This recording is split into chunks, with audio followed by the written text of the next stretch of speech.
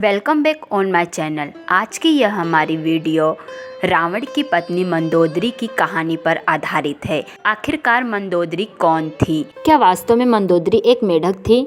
यदि वास्तव में मंदोदरी एक मेढक थी तो उन्हें कन्या का स्वरूप किस प्रकार से प्राप्त हुआ और किन कारणों से मंदोदरी का विवाह रावण के साथ हुआ?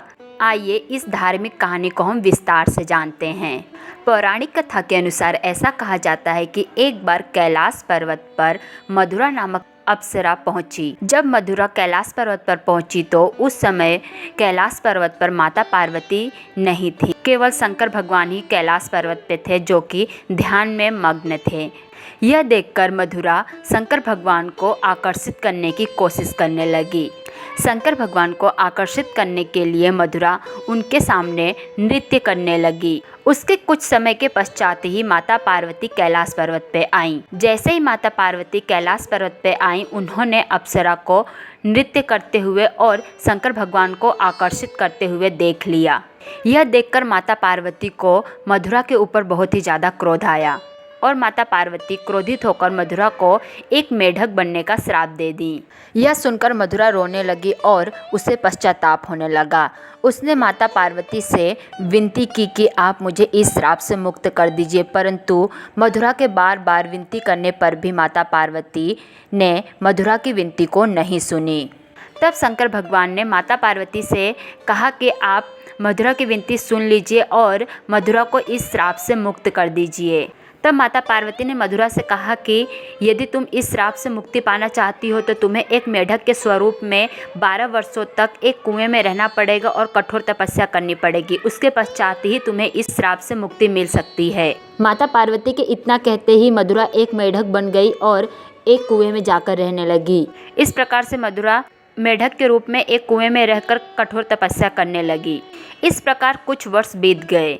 इसी समय के दौरान असुरों के राजा मयासुर और उनकी पत्नी हेमा बहुत ही ज़्यादा चिंतित रहते थे, क्योंकि उनके पास पुत्र तो थे परंतु उनकी एक भी पुत्री नहीं थी।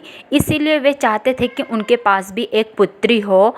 इसीलिए पुत्री पाने की इच्छा से मयासुर और उनकी पत्नी हेमा भगवान शिव का कठोर तपस्या करने लगे और दोनों पति पत्नी भगवान शंकर की कठोर तपस्या में लीन हो गए।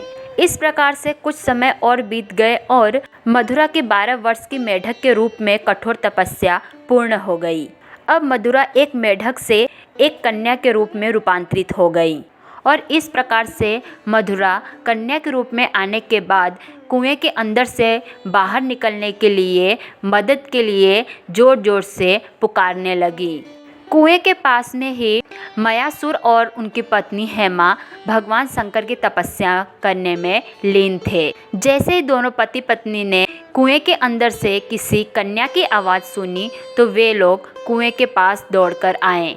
कुएं के अंदर मयासुर और उनकी पत्नी हेमा ने मधुरा को एक कन्या के रूप में देखा तो वे लोग उस कन्या को कुएं से बाहर निकाले और उसके पश्चात मयासुर और उनकी पत्नी हेमा ने मधुरा नामक अप्सरा को अपनी पुत्री बना लिया और मधुरा का नाम बदलकर मंदोदरी रख दिया। इस प्रकार से मंदोदरी असुरों के राजा मयासुर और उनकी पत्नी हेमा की पुत्री कहलाती हैं। उसके बाद से मंदोदरी असुरों के राजा मयासुर और उनकी पत्नी हेमा के साथ ही उनके राज्य में रहने लगी। परंतु एक बार मयासुर के राज्य में रावण उनसे मिलने के लिए आया। जैसे ही रावण ने मंदोदरी को देखा, रावण मंदोदरी का सुंदर रूप देखकर बहुत ही ज़्यादा मोहित हो गया और मंदोदरी से विवाह करने का प्रस्ताव रावण ने मयासुर के सामने रखा। परंतु मयासुर मंदोदरी का विवाह रावण के साथ कराने के लिए तैयार नहीं थे। परंतु रावण किसी भी कीमत पर मंदोदरी से विवाह करना चाहता था। मंदोदरी को यह मालूम था कि रावण उससे विवाह करने के लिए कुछ भी कर सकता है, यहाँ तक कि रावण मयासुर को नुकसान भी पहुँचा सकता था। इसीलिए मंदोदरी ने अपने पिता की रक्षा करने के लिए रावण के साथ विवाह करने का निर्णय लिया और इसके पश्चात रावण और मंदोदरी का विवाह संपन्न हुआ और इस प्रकार से मंदोदरी रावण की पत्नी बन गई।